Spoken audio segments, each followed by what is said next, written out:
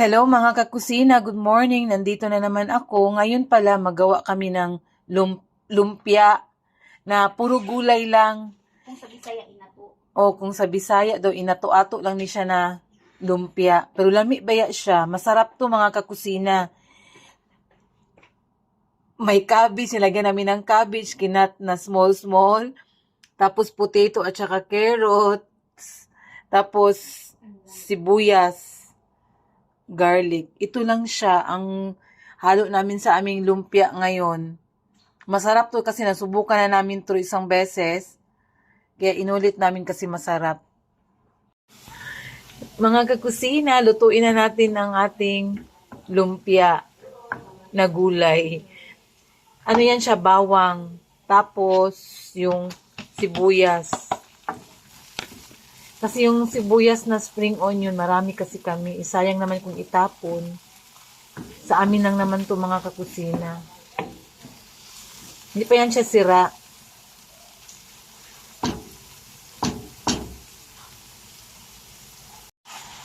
So, nilagay na namin yung potato at carrot mga kakusina. Ito ang style namin pag lumpia na na gulay. Marami naman, so nasubukan kasi namin to na style sa kasama ko.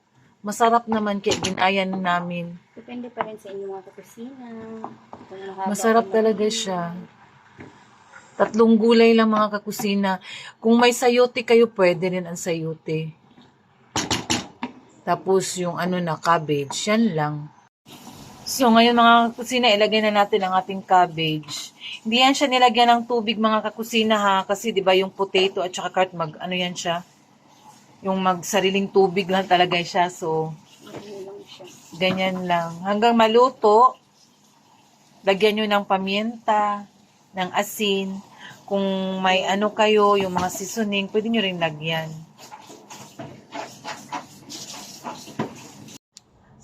Mga kakusina, luto ng ating lumpia. Tapos i-strain natin siya bago natin siya ibalot. Kasi mainit pa.